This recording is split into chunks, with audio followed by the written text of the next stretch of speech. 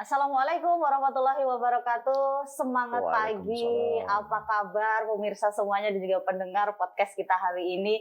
Mudah-mudahan sehat, mudah-mudahan bahagia. Itu yang saya tanyakan pertama kali. Kalau kita sudah sehat, kita sudah bahagia. Alhamdulillah, mudah-mudahan nanti banyak informasi yang bisa didapatkan selama kurang lebih 60 menit ke depan kita ngobrol banyak hal. Di podcast Gebuk. Ini katanya kalau nggak digebuk nggak jalan. Makanya kita punya singkatan nih dari Gebuk itu sendiri. Podcast Geber UMKM Naik Kelas. Jadi nggak cuma stay di kelas 1 terus ya, kalau bisa sampai SMA atau kuliah gitu ya istilahnya ya. Nah, apa sih yang akan kita angkat hari ini? Ini mengenai strategi pemasaran online untuk mendongkrak omset UMKM. Sudah pas banget ya dengan judul podcastnya Gebuk itu tadi ya. Ya, kalau kita berbicara mengenai pandemi COVID, semua pasti terdampak gitu. Berbagai kebijakan juga sudah dikeluarkan oleh pemerintah untuk menekan penyebaran virus ini supaya segera berakhir, kita bisa normal lagi. Tapi sepertinya nggak akan mungkin karena kita pasti punya normal baru nantinya ya. Nah, UMKM terdampak langsung dalam pandemi ini. Mau tidak mau itulah yang terjadi. Bahkan kegiatan usaha atau jual beli otomatis terhenti. Khususnya mereka yang melakukan kegiatan usaha dan jual belinya adalah secara konvensional. Artinya bertemu antara penjual dan juga pembeli. Bahkan tidak sedikit yang sampai gulung tikar. Nah, dari sini Dinas Koperasi UKM DIY sebagai kepanjangan pemerintah daerah Istimewa Yogyakarta juga menaungi UMKM di DIY. Pastinya juga turut membantu ya supaya mampu memaksimalkan pemasaran online. Katanya ini adalah salah satu cara untuk bisa mendongkrak lagi omset dari para UMKM. Upaya yang lain yang dilakukan diantaranya adalah mendorong UMKM untuk melakukan terobosan melalui strategi marketing. Strategi marketing yang seperti apa sih sebenarnya yang dimaksudkan? Kemudian apakah pemasaran online ini memang yang paling dibutuhkan saat ini di kondisi pandemi yang kita nggak ngerti sampai kapan? Untuk itu di sini di studio kami sudah ada bersama dengan 3 tamu-tamu saya yang luar biasa. Studio kami hari ini masih di Galeri Plut yang ada di Dinas Koperasi dan UKM Daerah Istimewa Yogyakarta. Yang ada di sebelah saya persis, beliau adalah Bapak Haji Budi Dewantoro SHMSI dari Komisi B DPRD Daerah Istimewa Yogyakarta. Assalamualaikum Pak Budi. Waalaikumsalam. Terima kasih, Mbak. Ya, sama-sama Mbak Tunung sudah rawuh di sini ya, kembali di tengah masyarakat. Meskipun di tengah masyarakat kita nggak lihat ya masyarakatnya. Iya. Tapi ini bisa disaksikan di seluruh Indonesia, bahkan di seluruh dunia. Dan akhirat. Belum sampai ke sana. Iya. Baik, Pak Budi nanti akan bercerita banyak nih terkait dengan apa saja sih yang sudah dilakukan oleh teman-teman di DPRD gitu ya untuk kembali mensupport para UMKM. Ya, di sebelahnya Pak Budi, beliau adalah praktisi, beliau ini owner Zero Media dan juga zero2hero.id. Ini apa ya? Nanti kita tanya aja langsung sama Mas Yuda Satria. Apa kabar Mas Yuda? Halo, sehat Mbak, makasih. Iya, ini panggilnya Mas Yuda atau Mas Satria? Mas Yuda aja, Oh, Mbak. Yuda. Nama kerennya Yuda ya? Mas ganteng, Mbak. Oh, Mas ganteng nama kerennya. Baru bikin di podcast ini ya. Oke, Mas Yuda Satria selaku praktisi dan beliau yang sangat paham sekali bagaimana sih memasarkan produknya melalui online gitu ya, digital pemasaran katanya gitu. Kemudian yang tidak kalah pentingnya juga beliau hadir di sini. Beliau pasti paham juga mengenai pemasaran saat ini di kondisi pandemi. Ada Ibu Veronica Setioning Tias Prativi, SSI MSI. Beliau adalah seksi pemasaran dari Dinas Koperasi dan UKM Daerah Istimewa Yogyakarta. Bu Vivi, selamat pagi. Selamat pagi, Mbak. Terima kasih juga sudah hadir dan menyempatkan waktunya. Ini orang-orang penting semua, beliau-beliau ini yang nantinya sedikit banyak akan memberikan banyak informasi terkait gimana ya supaya UMKM ini tetap berjaya dan mudah-mudahan di kondisi pandemi malah justru naik kelas. Ya kan diharapkannya begitu ya, Bu Vivi ya. Bu Vivi boleh cerita sedikit dong kondisi UMKM di Jogja saat ini seperti apa sih? Kondisinya baik-baik ya, Mbak. Pasti harus begitu ya, karena Iya. perkataan doa. Iya. Kemudian, Jadi mereka dengan berbagai macam cara untuk bisa tetap survive di masa pandemi ini. Banyak yang kemudian mereka mencoba yang sebelumnya tidak aktif dalam digitalisasi pemasaran. Iya. Mereka mencoba untuk mengembangkan itu digitalisasi pemasarannya, dan banyak juga UKM yang baru-baru bertumbuh di tahun ini, mereka juga pemasarannya itu langsung mencoba pemasaran online ini, dan hasilnya juga bagus bagi mereka karena produk mereka itu langsung bisa keluar dari DIY juga. Oke. Oke. Dan itu terdata Bu, ada beberapa teman-teman yang UMKM gitu ya. Ya. Itu terdata nggak Bu? Itu baru yang terdata atau banyak yang lain yang Jadi kita ada market hub oke. gitu Mbak. Jadi di market hub itu kita beri gratis ongkos kirim sampai keluar DIY dan nanti itu juga ada data di kita siapa saja yang memanfaatkan gratis ongkos kirim itu juga. Kemudian juga ada yang mereka bercerita dengan mereka bekerja sama dengan marketplace yang ada Iya. untuk bisa pemasaran sampai keluar DIY. Oke. Ini ada satu program yang dikatakan unggulan ya dari Dinas Koperasi. Ini ada Sibakul ya. Banyak yang sudah gabung di sana. Kemudian untuk mereka-mereka yang belum gabung, apakah mereka harus punya usaha dulu atau gimana? Karena ini kan juga termasuk digitalisasi pemasaran ya di Sibakul ini ya. Ya, Sibakul kan untuk pelaku usaha. Pelaku usaha. Iya, Jadi dia ya, memang harus punya produk dulu atau siapa tahu dia saya punya ide nih pengen jualan ini, boleh gabung di Sibakul dulu atau gimana? Punya ide dan sudah ada realisasi walaupun sedikit-sedikit nggak apa-apa, monggo terus langsung didaftarkan di situ karena memang di Sibakul itu nanti ada beberapa pertanyaan terkait usahanya. Kalau mungkin dari awal dia belum ada usaha sama sekali, paling nggak dia sudah punya apa ya embrio usahanya itu untuk bisa ikut di Sibakul. Dan nanti akan bisa dilatih supaya bisa benar-benar memproduksi usahanya dengan baik gitu ya. Iya. Oke, nanti akan kita lanjutkan lagi mengenai Sibakul dan apakah ini merupakan salah satu cara untuk bisa membuat UMKM survive gitu ya. Saya ke Pak Budi dulu, Bapak, bagaimana pendapat Bapak ini mengenai UMKM? Goes to digital. Iya. Ini apa ya? Sudah ya kendak zaman begitu. Iya. Ya, karena tidak bisa dihindari dan orang nggak bisa mundur ke belakang. Semakin ke depan maka digitalisasi itu akan merubah semua aspek kehidupan tanda petik ya. Dan kita sudah menyaksikan sendiri hotel termasuk ya belum apa ya taksi ya membangunnya puluhan tahun tapi dalam waktu 1 tahun ya kalau nggak beradaptasi dengan digital ya tonjolnya seperti itu. Nah, jadi ya orang bilang ini disruption ya, jadi semuanya itu ya dirontokkan oleh sistem ini begitu. Jadi orang mau tidak mau dia harus masuk dan beradaptasi begitu. Ya dengan digitalisasi ini juga plus minus begitu. Plusnya ya begitu kita muat di media tidak hanya lokal, nasional, tapi dunia bisa melihat begitu. Jadi dunia kan kayak dilipat itu. Sudah tidak ada lagi jarak waktu tempat tidak ada. Tapi ya butuh konsekuensi. Nanti soal branding, soal ya standarisasi produk, kemudian juga soal ya legalitas, ya, semuanya itu harus dilalui. Nah, ini adalah juga salah satu kewajiban pemerintah untuk menyiapkan. Yang bisa begitu hanya pemerintah. Nah, dalam hal ini ya misalnya kayak UMKM urusannya dinas begitu. Jadi begitu sementara. Artinya ini masyarakat secara SDM-nya juga harus disiapkan ya. Jadi yang membuat berat adalah mereka bisa memproduksi, tapi kadang mereka belum tentu bisa memasarkan, apalagi di kondisi saat ini. Dan apakah pemasaran digital ini yang menjadi solusi untuk pandemi kalau menurut Bapak? Ya buktinya begitu. Jadi bahkan toko-toko besar yang sudah reguler, dia beradaptasi dengan digitalisasi begitu. Ini contohnya begitu. Dan saya kira sudah banyak. Pokoknya ini nggak bisa mundur, Pak. Terus begitu. Nah tadi saya sampaikan, ya UKM itu kan kecil menengah ya. Jadi banyak juga di Jogja itu pengusahanya tuh usia 50 tahun ke atas. Yang kadang tidak melek teknologi. Ini juga masalah begitu. Nah, makanya kayak peran nanti Mas Yuda itu juga penting. Artinya ada pihak ketiga yang bisa membantu begitu. Nah, jadi yang penting adalah tadi itu.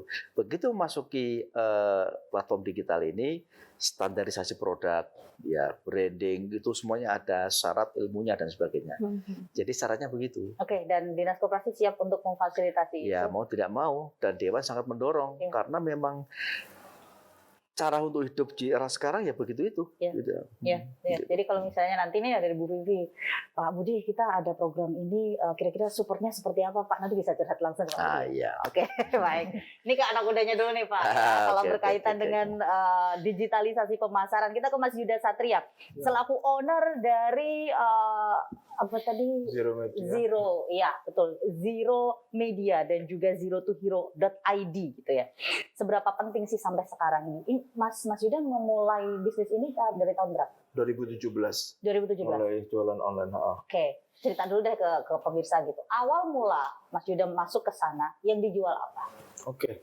Jadi di 2017 itu sebenarnya itu transisi saya dari offline ke online ya. Oh, jadi Maksudnya cara menjualnya. Oke. Saya dulu di bengkel bidang jasa, bengkel AC. Saya belajar online itu untuk mengembangkan, mengiklankan jasa saya. Oke. Di Google waktu itu saya ingat. Saya belajar di Google, saya ikut kelas sana, kelas ini. Akhirnya ketemulah circle baru. Oke. Ternyata percepatan-percepatan yang mereka lakukan untuk mengiklan online melalui digital tadi, itu platform-platform kayak Facebook, Google, itu percepatan yang luar biasa. Ini saya ngomong logis ya.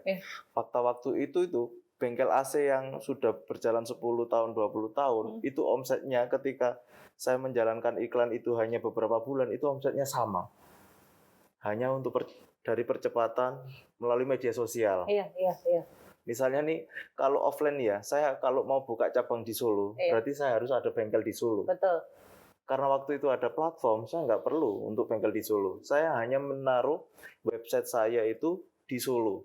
Ketika ada panggilan di Solo, saya hanya cari teknisi sana untuk mengerjakan area Solo. Dan seterusnya sampai ke Jawa Timur. Itu lebih mudah dikerjakan dengan adanya platform digital dan tadi. Dan tanpa banyak biaya untuk bikin nggak perlu sewa ruko, nggak perlu bengkel besar dan sebagainya. Dan itu kita hanya tugasnya mengakomodir semua teknisi yang kita tembak wilayahnya, seperti itu dulu awalnya. Ya. Lalu selanjutnya? Terus waktu itu teman-teman di circle saya kan kebanyakan 90% produk ya, bukan di jasa. Kemudian ya mau nggak mau saya mengikuti di situ juga. Banyak produk-produk yang saya jual juga melalui platform ternyata juga masih enak dimainkan. Akhirnya saya fokus di situ. AC sampai sekarang jalan, cuma 90% saya sekarang terfokus di produk-produk yang saya jual. Apalagi sekarang impor dari Cina itu nggak kayak dulu ya. Kalau dulu itu banyak orang punya uang, tapi ngimpor itu nggak tahu caranya. Sekarang? Sekarang impor punya uang 2 juta aja bisa ngimpor, ibaratnya kan begitu. Iya. Dan izin-izinnya juga lebih longgar daripada dulu. Artinya produk-produk yang dari Cina dan kita jual di sini atau kita produksi di pengrajin di lokal itu kita bisa kejar juga. Nah terus kan bermainnya di kerajinan-kerajinan lokal nih di Jogja dan di Indonesia gitu ya. Hanya di Yogyakarta sajakah awal mulanya? Atau sudah mulai merambat di mana-mana Jawa Tengah dan sekitarnya? Untuk apanya nih? Untuk produk-produknya ini. Kalau produk pengiriman seluruh Indonesia, Mbak. Pengiriman ya? Pengiriman seluruh Indonesia. Sementara produksinya seluruh Indonesia juga? Produksinya itu kalau di tas itu ya kita di Jogja. Kalau di sepatu di Mojokerto. Kalau untuk apalagi ya, kalau aksesoris kayak bros hijab-hijab itu kan juga kencang, itu juga dari Jogja. Seperti itu. Kebanyakan sih dari Jogja. Untuk pengiriman semua dari Jogja.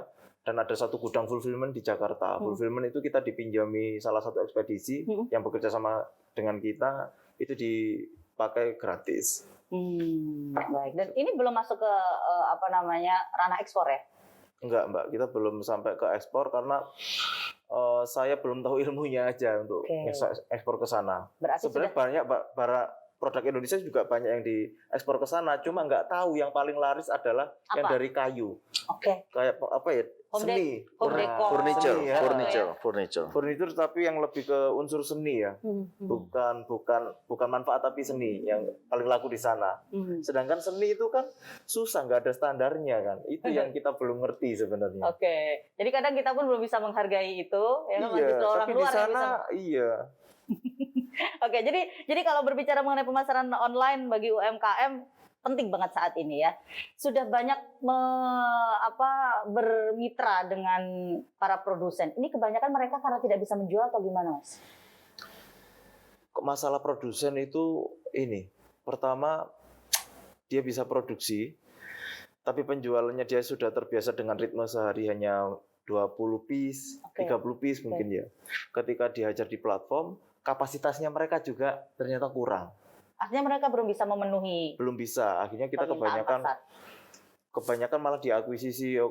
Kayak misalnya contoh kasus saya mengerjakan sepatu A gitu ya, di pengrajin. Ketika keluar 20 pieces, 30 pieces mesti ngatasi. Ketika nggak ngatasin, otomatis itu saya tarik ke garment. Nasib pengrajin ini akhirnya nggak bisa mengejar itu mungkin nanti jadi apa ya? Jadi pertimbangan buat bapak-bapak yang di sini yang bisa melihat ke bawah, mungkin ini ternyata masalahnya kenapa mereka kurang kenceng jualan, ternyata kapasitas dan jembatan untuk ke media sosialnya sangat kurang. Baik, kalau dari Dinas Koperasi, Bu Vivi melihat apa yang sudah disampaikan Mas Yuda selaku praktisi. Beliau paham benar karena beliau ada di bawah gitu ya, ketemu sama para produsen gitu. Ada banyak produsen, cuman akhirnya mereka tidak bisa memenuhi kapasitas di saat permintaan banyak gitu. Kalau dari Dinas Koperasi sendiri, ada nggak sih pelatihan-pelatihan yang bisa diberikan ke mereka? Jadi memang itu kendala di UKM kami ya, banyak di UKM di DIY itu yang belum siap kalau kapasitas besar, produksi banyak gitu. Dan kemudian banyak juga yang mereka dalam mengorganisir usahanya itu masih cuman berdua atau malah cuman satu orang saja. Jadi untuk tenaga pemasarannya itu mereka tidak melibatkan mungkin seperti Mas Yuda ini yang sudah pintar untuk melakukan pemasaran secara online. Jadi mungkin perlu ada kami juga selalu menekankan kepada UKM kami kalau untuk pemasaran itu sebaiknya juga jangan ini sendiri harus ada kelompok gitu ya. Sinergi lah istilahnya. Sinergi. Jadi mungkin memanfaatkan juga teman-teman mahasiswa yang mereka pintar dalam digitalnya untuk membantu sebagai reseller atau gimana seperti itu. Kemudian kalau untuk masalah kapasitas produksi itu juga mungkin bisa, karena mereka tenaga kerjanya juga nggak banyak biasanya, bisa juga berkolaborasi dengan UKM-UKM yang sejenis untuk bekerja sama jika ada pesanan dengan jumlah besar. Nah, tapi tetap ada quality control-nya terhadap produk yang akan memenuhi kebutuhan dari pihak pembeli ya, istilahnya seperti itu. Dan itu bisa dipetakan juga di Dinas Koperasi, di Sibakul juga sudah kelihatan ya mungkin ya. Ada beberapa produk yang sejenis dan ini bisa dikolaborasikan ya. Ya itu salah satu hebatnya Sibakul yang seperti itu. Saya ke Pak Budi. Pak Budi ada kebijakan khusus nggak Pak dari pemerintah, dari Dewan gitu ya, dari pemerintah ini ya, dari eksekutif terkait dengan mendukung UMKM untuk go digitalisasi? Oh iya, itu kewajiban kami ya. Kalau eksekutornya kan di dinas begitu, tapi kan kita dapat data. Jadi setiap misalnya sebelum penetapan anggaran kita mesti sudah pelajari. Ya, jadi postur anggarannya seperti apa begitu, mana yang harus dikurangi, mana yang ditambah begitu. Itu mesti, Mbak. Jadi ya sangat didukung dan didorong begitu. Secara realnya program apa yang Bapak pernah tahu gitu bahwa ya ini tadi misalnya ya, jadi setelah kita itu ngerti, jadi kan sekarang itu misalnya ya dalam bentuk pelatihan ya fintech, kemudian sosialisasi. Nah, artinya misalnya kayak fintech ya, kita tuh mengundang para pelaku UKM, ya sosialisasi juga begitu. Nah, jadi lebih dekat enak ya, kita mendatangkan pakar ya, kita juga mendatangkan praktisi begitu ya, jadi biar ada dialog langsung. Bahkan di BIMTEK itu ada semacam ya namanya bimbingan teknis ya. Jadi ngurus apapun itu sampai ditunjukkan begitu. Ini cara-cara supaya UKM itu ngerti begitu ya. Ini yang pemerintah itu kan kewajibannya kan melindungi, mensejahterakan. Kalau UKM ya segmen UKM, itu kewajiban pemerintah begitu. Dan cara ini dirasa maksimal ya Pak untuk kita sudah berusaha karena memang kita tahu Jogja itu tulang punggungnya ekonomi itu seharusnya adalah UKM. Ya. Nah, sekarang pariwisata sudah dibuka. Ini juga sangat menggembirakan ya. Kalau orang datang ke Jogja itu kan bermalam, jajan apa-apa, belanja souvenir, itu yang mesti UKM semuanya begitu. Nah, jadi gitu, Mbak. Antusiasmenya masyarakat sendiri seperti apa di saat ada bimbingan teknis, kemudian pelatihan-pelatihan? Oh, mereka tuh sangat senang sekali. Ya, senang sekali begitu. Ya, mereka itu ya kalau pasif, kalau orang yang pintar bisa buka website.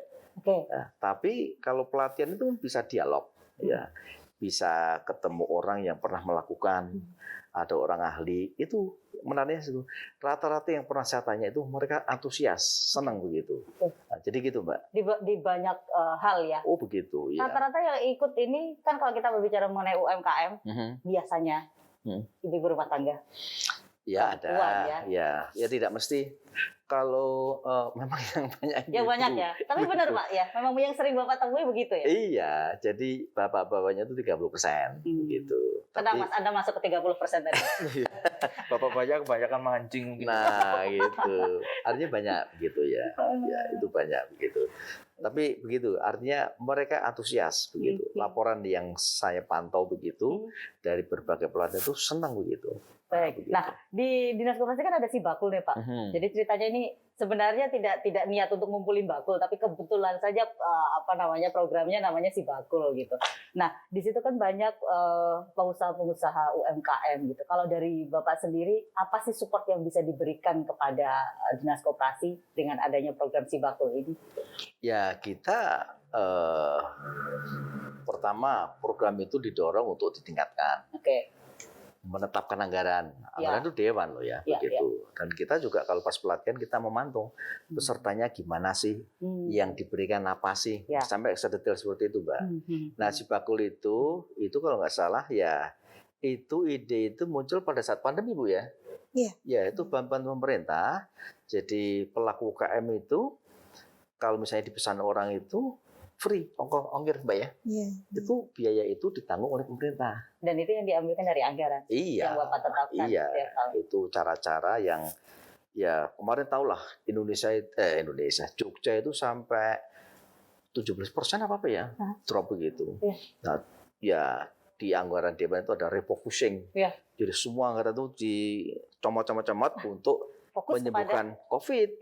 Nah, caranya adalah salah satunya di UKM itu tetap menghidupkan agar orang itu melenting, jatuh di sini tetap bisa usaha di tempat lain. Gitu. Baik. Itu salah satu supportnya ya. Saya ke Mas Yuda dulu. Mas Yuda, apakah semua produk harus online saat ini?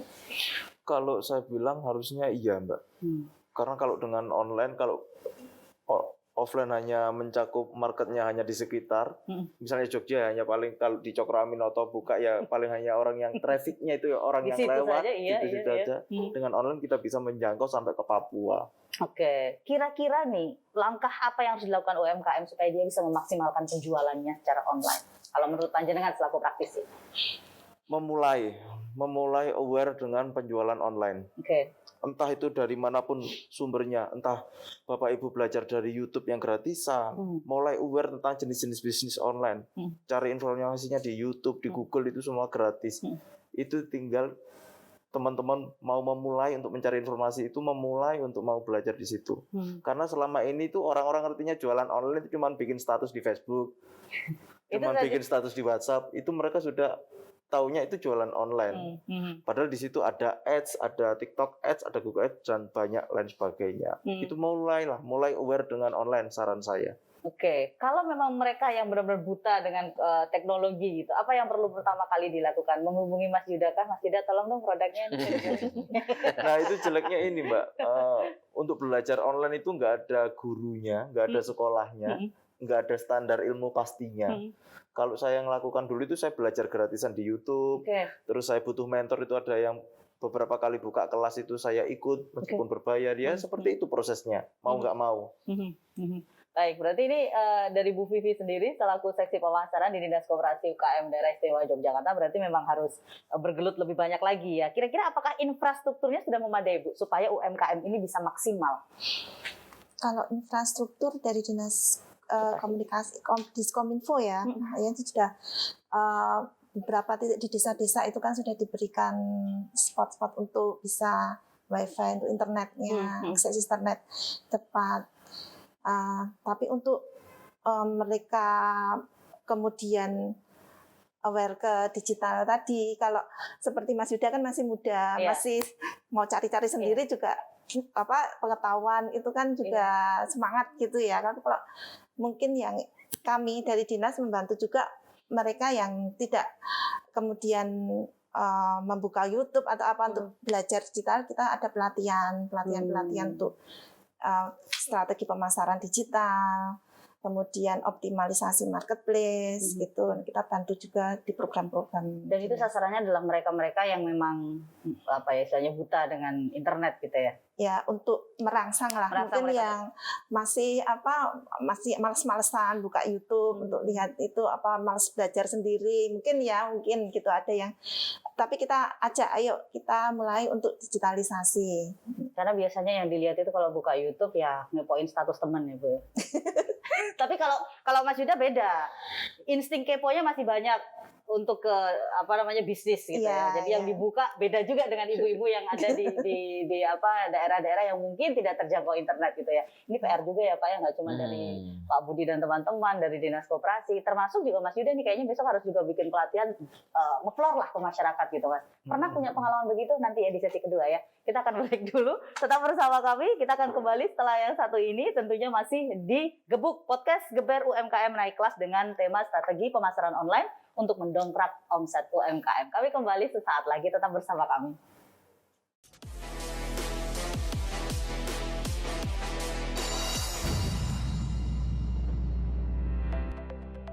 UMKM dan koperasi sebagai salah satu pilar penting ekonomi daerah terus dibina dan dikembangkan oleh Pemda DIY. Namun ada beberapa kendala yang menjadi hambatan dalam proses pembinaan dan pengembangan tersebut, ditambah pandemi COVID-19 yang masih berlangsung hingga saat ini. Untuk mengatasi hal tersebut, Pemda DIY meluncurkan Sibakul Jogja. Sibakul Jogja adalah platform berbasis web yang digunakan sebagai pusat data pembinaan para pelaku usaha secara terpadu. UMKM dan koperasi yang mendaftar diwajibkan mengisi data tentang profil usaha mereka. Data tersebut kemudian menjadi dasar pengklasteran UMKM dan penyusunan kurikulum pembinaan UMKM dan koperasi yang tepat sasaran. Tidak hanya pembinaan, di dalam Sibakul Jogja juga terdapat market hub yang menjadi tempat pemasaran online bagi para UMKM binaan yang menjadi solusi transaksi di masa pandemi COVID-19. Anggota Sibakul juga memperoleh kartu Mitra Sibakul yang berisi profil mereka, sekaligus bisa difungsikan sebagai ATM. Di masa pandemi ini, Sibakul Market Hub benar-benar mempermudah saya membeli produk-produk lokal unggulan Yogyakarta secara daring. Sebagai mitra UMKM, Kadin DIY sangat mengapresiasi langkah-langkah kreatif Sibakul Jogja dalam memberikan layanan pendataan dan juga market hub. Setelah bergabung dengan Sibakul Jogja, kami mendapatkan banyak sekali ilmu-ilmu dan fasilitas yang dapat dimanfaatkan, sehingga kami dapat memberdayakan 935 KK peternak sapi perah kami dan juga mensuplai ratusan rumah di Jogja untuk kebutuhan susunya. Dengan adanya mengikuti program Market Hub Free Ongkir ini, kami tinggal pesan ke JS Market Hub, ojol akan datang menjemput produk kami dan mengantar ke konsumen. Melalui Sibakul Jogja, Bank BPDI sudah menerbitkan kartu anggota mitra bagi UMKM Sibakul Jogja dengan segala kemudahan. Saat ini pengguna Sibakul Jogja telah mencapai 300.000 UMKM. Sejak 2 tahun ini, sudah sekitar 1 miliar rupiah digelontorkan melalui ongkos kirim.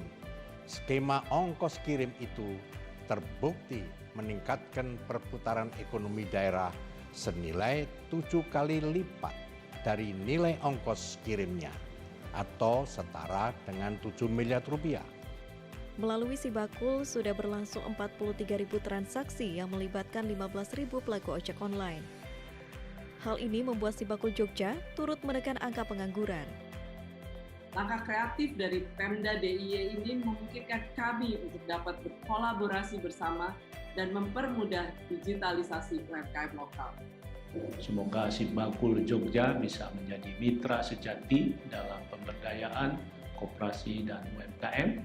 Melalui Sibakul Jogja, pendataan UMKM bisa lebih terpadu. Sibakul adalah sebuah wahana untuk mendorong transformasi pasar konvensional ke pasar digital, sekaligus sebuah solusi untuk bertransaksi di masa pandemi COVID-19 ini. Kedepan, Sibakul akan dikembangkan dari aplikasi website menjadi sebuah aplikasi mobile. Perubahan yang membawa kita semua menuju kesejahteraan dan pengelolaan pemerintahan daerah yang modern tetapi istimewa. Baik, kita lanjutkan lagi podcast kita hari ini. Kalau kita berbicara mengenai geber UMKM untuk naik kelas, sekali lagi supaya bisa naik kelas, apa sih yang harus dilakukan apalagi di kondisi pandemi ya.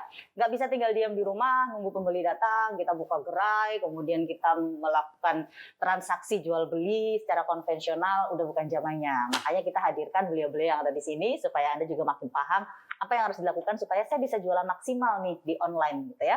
Tema kita strategi pemasaran online untuk mendongkrak omset UMKM. Untuk produk yang dipasarkan ini, kira-kira Mas Yuda apa sih yang harus ditingkatkan dari pengalamannya Mas Yuda sendiri lah dengan sekarang ini menjual beberapa produk dari para perajin langsung? Dari segi apa?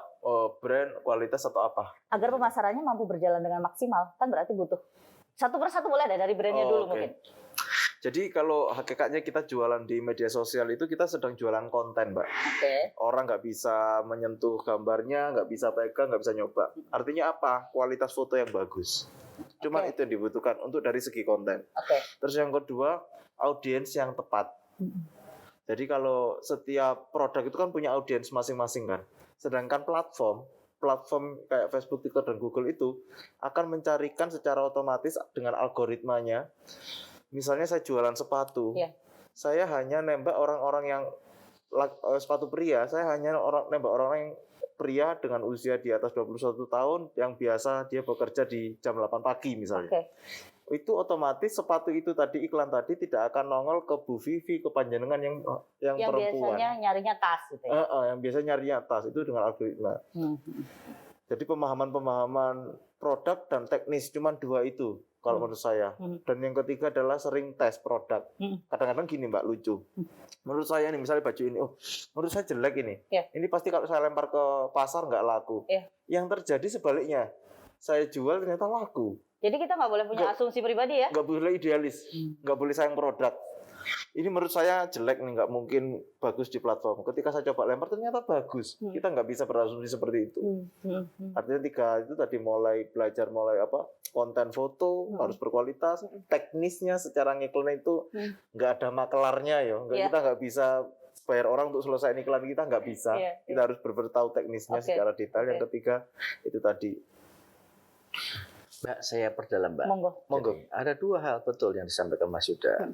Pertama ya kualitas, kemudian yang kedua soal branding. Branding ini nanti akan tampil di platform digital dalam bentuk citra. Jadi dunia digital itu dunia citra begitu. Iya Mas? Ya, tentang terang, gelap, warna apa-apa. Pokoknya di situ. Ya, pengalaman saya sendiri kan kadang-kadang ketipu juga Mas. Mau ketipu dengan iklan Pak? Ya, beli helm sepeda. Yang jadi model orang-orang bule Mas. Yang cakep itu orang-orangnya. Setelah saya beli ternyata cuma orang bikin kayak tempurung itu dari fiber terus jadi itu ya kaos juga begitu dipakai panas. Nah, oleh karena itu di Jogja itu tetap konsepnya adalah pada kualitas. Benar. Nanti kualitas itu nanti menyangkut standarisasi produk. Ya, jadi izin apa-apa ya. Nah, itu. Jadi kita tetap kualitas lah ya, artinya supaya orang itu nggak kecewa. Naik produk Jogja itu mesti tidak mengecewakan. Nah, yang kedua soal citra. Ya, citra itu ya memang dunia gambar itu gimana? Ya begitu yang disampaikan tadi itu. Iya. Kalau yang tadi itu mencatut gambar orang, Pak. belum tentu juga yang dipakai si bule adalah produk itu. Nah, tapi kan ya begitulah, orang itu kan pokoknya segala macam cara supaya laku gitu. Memang di online memang sudah mulai ada penjahatnya sekarang. Ya strategi lah, tapi ya jangan terlalu membohongi begitu ya. Benar. Oke, baik. Tapi Pak Budi, sebagai produsen, saya sempat ngobrol tadi di belakang dengan Mas Yuda. Kalau mikir semuanya dari mulai cari bahannya, dia produksi, dia ngiklan, belum dia motret dengan angle yang bagus, belum dia nanti bikin caption, pun pusing ya Pak. Rumusnya pengusaha, para pelaku usaha itu harus berjaringan. Tidak mungkin sekarang itu diam sendiri asik, tidak mungkin, nggak zamannya lagi. Berjaringan, ya. Nanti ya berjaringan nanti akan ngerti kemana cari bahan baku yang bagus, yang murah dan sebagainya. Artinya ya berjaringan itu nanti meliputi berbagai aspek, termasuk orang kalau mau misalnya membuat di pasar digital itu kepada siapa begitu. Nah, jadi intinya rumusnya adalah ya orang itu harus belajar, ya. Pengusaha itu harus banyak belajar dengan tadi itu ATM, amati, tiru, modifikasi, ya, kreatif, ya pokoknya memang ilmunya begitu Mbak. Iya. Apalagi di kondisi sekarang digitalisasi, gampang aja ya kita nulis keyword apa pasti keluar ya Pak. Sebetulnya begitu. Jadi ya pesan saya memang sekarang itu ya orang harus belajar, harus punya pikiran maju supaya ya sekarang begitu. Kalau tidak ya ketinggalan tadi itu. Ya udah stuck aja di tempat begitu. Wah, begitu. Baik, Ya. Bu Vivi, ini kan ada si Bakul. Mumpung kita lagi ngobrol sama beliau-beliau dan praktisi, ada juga Pak Budi dari Komisi B dan juga masyarakat gitu. Mungkin bisa disampaikan sebenarnya si Bakul ini apa sih gitu supaya mereka makin lebih paham lagi. Karena kebanyakan bilang belum kenal, belum daftar. Padahal ini UKM udah jalan gitu Bu. Monggo silakan. Jadi setiap ketemu UKM pasti kita sudah daftar si Bakul belum? Iya. Tapi ini untuk lingkup DIY ya. Jadi ini pendataan UKM yang ada di DIY. Nanti kalau sudah daftar si Bakul banyak hal yang bisa didapat oleh UKM ini. Kami kalau pelatihan pasti kita wajibkan untuk sudah terdaftar di si Bakul. Kemudian nanti bisa daftar juga ke Market Hub. Yang di situ ada gratis free ongkirnya mulai dari yang lingkup Jogja sampai luar DIY sampai luar negeri itu ada di Market Hub. Kemudian nanti bisa bergabung di galeri yang ada di sini, ini galeri Plut di sini, kemudian ada galeri di Smesco, ada galeri di Pasar Kota Gede, Yogyakarta International Airport. Nah, itu semua berawal dari harus terdaftar di Sibakul. Oke. Syaratnya apa Bu supaya bisa daftar di Sibakul? NIK aja, NIK. Oh, cukup dengan NIK. NIK, terus nanti memang ada data-data di dalamnya yang harus diisi, nomor NIP dan segala hal tentang usahanya. Khusus untuk yang ke Galeri Pasar Kota Gede, mereka harus upload juga bukti NIB-nya. Kalau nanti menuliskan sudah mempunyai nomor induk berusaha ya diupload itu bukti NIB-nya. Kemudian juga sertifikasi yang sudah dimiliki seperti PIRT, MD, kemudian halal dan sertifikat merek mereka juga harus diupload di situ. Oke. Galeri Pasar Kota Gede ini dimaksud di Pasar Kota Gede atau yang di bandara? Di bandara. Oh, yang di bandara. Ya. Oke. Jadi di bandara ini ada sebuah sama kayak galeri di Plut ini. Iya. Cuman itu letaknya ada di bandara. Di terminal keberangkatan lantai 3. Nah, luasnya 1.300 meter persegi. Dan di situ tumplek-blek semua produk-produk UMKM DIY. Nah, outlet Mbak, itu ya bagus meskipun agak ketinggalan. Oke. Coba misalnya kalau kita ke Eropa naik pesawat Abu Dhabi, Dubai. Oke. Yang namanya bandara Dubai itu jangankan cuma parfum, mobil aja tuh jadi situ. Iya. Jadi showroom, outlet. Iya. Orang kalau mau ke Eropa, transit di sana itu 3 jam. Mau tidak mau ya mesti dolan. Itu iya. Makan tuh beli apa-apa. Nah, jadi ini idenya Pak Gubernur. Sudah lama dia kepengen bahwa bandara itu menjadi outlet semua produk Jogja. Sebetulnya beliau itu punya ide juga. Kereta api itu begitu di stasiun, cuman belum. Iya. Nah, jadi karena kereta api jarang delay, Pak. Kalau pesawat kan sering delay, jadi banyak waktu untuk jalan-jalan. Kritik yang bagus. Ya, kemudian gimana? Itu mimpi besarnya begitu ya? Tadi di bandara sudah terwujud ya? Itu paling gampang begitu. Orang kalau misalnya mau terbang, itu kan mesti kan setengah jam nunggu apa-apa. Iya. Ya, orang kalau naik pesawat punya duit, ya mesti kalau nggak beli di situ ya dia punya ngerti, oh ada produk ini. Ya, itu contoh yang saya kira cerdas yang perlu dikembangkan itu. Oke. Tapi itu tidak cocok di saat kita punya sentra kerajinan di tempat-tempat wisata yang memang diharuskan, ini bis pariwisata beloklah ke sana gitu ya. Itu tidak tepat ya kalau di situ ya. Enggak, jadi itu kan outletnya, Mbak. Jadi ya semacam outlet itu kan produk dia punya tampilan di situ. Iya. Ya. Dan banyak macamnya ya. Iya, ngerti apa-apa. Pak, semuanya nanti bisa diperdalam lagi lewat digital. Ya. Jadi begitu. Oke, baik. Artinya ini sudah terwujud di bandara kita, cuman masih ada mimpi-mimpi lain dari Pak Gubernur yang masih jadi PR bersama gitu ya. Baik, saya ke Bu Vivi lagi nih mengenai tadi sudah, jadi syarat-syaratnya harus ada NIB dan segala macam.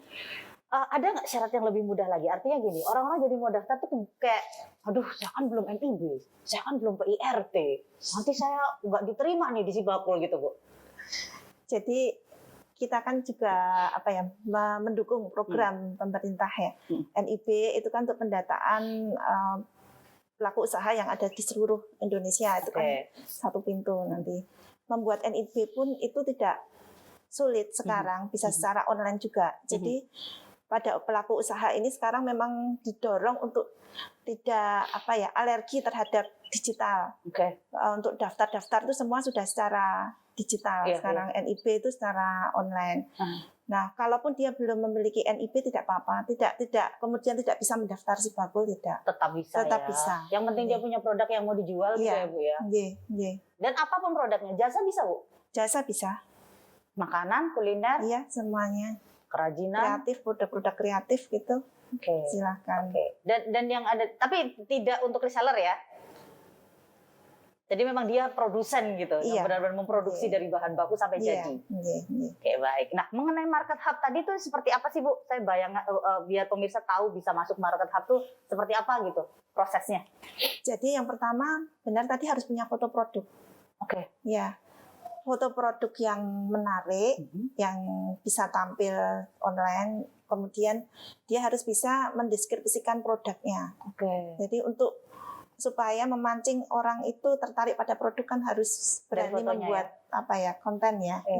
Buktinya Pak Budi tadi tertarik loh sama helm sepedanya yang dipakai bule.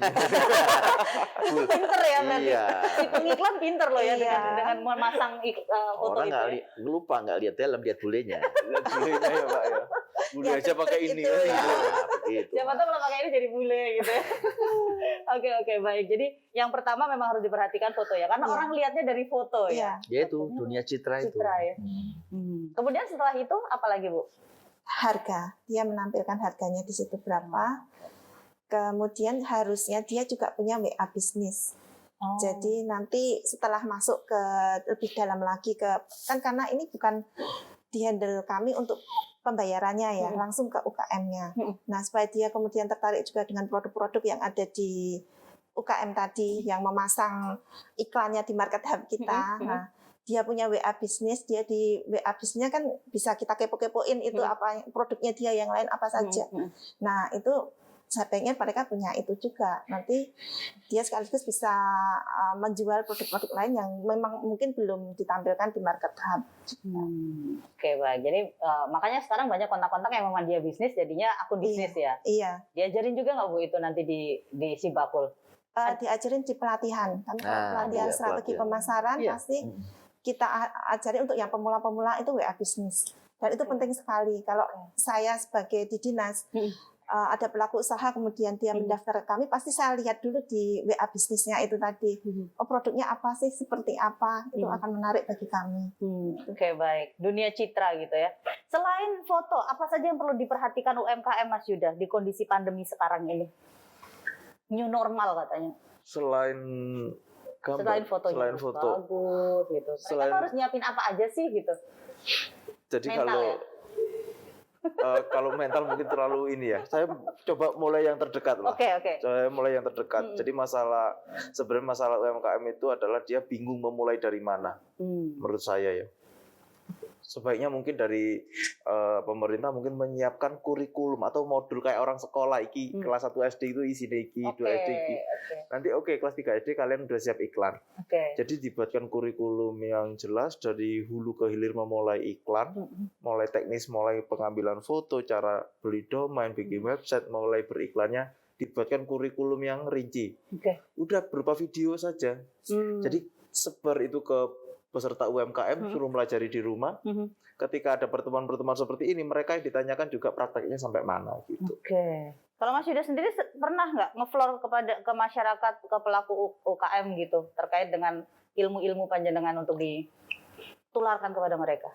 Kebanyakan yang belajar di tempat kita itu yang sudah pelaku, yang sudah melakukan bisnis online tapi omsetnya segitu-gitu aja, biasanya terus lari ke tempat kita untuk belajar di Zero. Makanya saya tampung di Zero to Hero.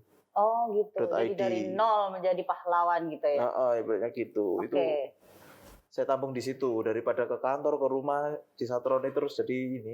Istri saya banyak cemberutnya nanti. Merasa tersaingi oleh jadi quality time-nya kurang. Kemarin saya tampung di situ. Kemudian di situ ada kurikulumnya juga. Artinya boleh udah cerita, ada berapa yang dia benar-benar dari Zero to Hero? Program Zero to Hero itu kemarin itu bukan dari ini sih Mbak, bukan dari yang pemula banget.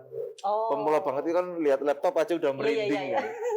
Itu tapi sudah pelaku-pelaku. Jadi Zero to Hero itu kemarin lebih menjembatani antara pemilik produk dengan advertiser. Advertiser itu pelaku pengiklan kayak saya yang jualan. Di tengahnya ada Zero to Hero yang menjembatani mereka dengan apa? Dengan banyak produk di sini, tapi dengan kapasitas yang besar. Ketika diajar sehari 1.000 pun sudah kuat. Di Zero to Hero itu kemarin. Terus pembayaran produknya bisa utang. Kemarin itu seperti itu Mbak. Itu hanya menjembatani ya. Jadi yang itu dengan kurikulum sejelas itu yang saya buat di zerotohero.id. Peningkatan untuk valuasi market yang dilakukan teman-teman itu bisa 60% sampai 70% loh. Artinya itu bisa dilakukan, diaplikasikan ke UMKM. Ketika modulatornya jelas, step by step-nya jelas sampai di titik atasnya sudah beres. Mereka nggak bingung lagi. Ini yang jadi masalah itu mereka bingung mau memulai dari mana. Itu kok intinya masalahnya. Masuk ke Zero to Hero. Mas, saya udah jualan 5 tahun omsetnya gini-gini aja gitu ya. Kemudian setelah itu apa yang Mas Yuda dan teman-teman berikan kepada mereka sampai akhirnya omsetnya bisa naik 70%, 60% gitu? Kita scale up secara sistem dan secara teknis. Secara sistem itu kan korelasinya dengan karyawan, dengan dengan perputaran uang. Karena kan ini sekarang cashless ya. Cashless itu COD, bayar di rumah itu loh. Itu kan sangat mempengaruhi di cash flow-nya. Terus secara teknis itu artinya satu advertiser itu harus mengiklankan berapa akun, berapa produk, dengan budget berapa per hari, dengan pixel apa, dengan domain yang bagaimana, begitu. Jadi kita up di sisi situ. Karena dari dulu ya orang bisa ngiklan itu banyak, tapi yang rugi juga banyak. Kok bisa? Yang segitu-gitu aja juga banyak. Ya itu ternyata memang dinamikanya di online juga seperti itu, nggak saklek ya pelajarannya. Nggak saklek, kamu kalau ke online pasti kamu akan melesat, nggak gitu juga. Itu sama juga model bisnis ya. Kalau saklek enak dong. Iya. Udah baku aja begitu. Iya, anak saya nggak saya ajarin sekolah, saya ajarin iklan gitu Mbak. Benar. Jadi Pak Budi, menurut Pak Budi memang kita harus fleksibel ya, terutama para pelaku UKM ini ya.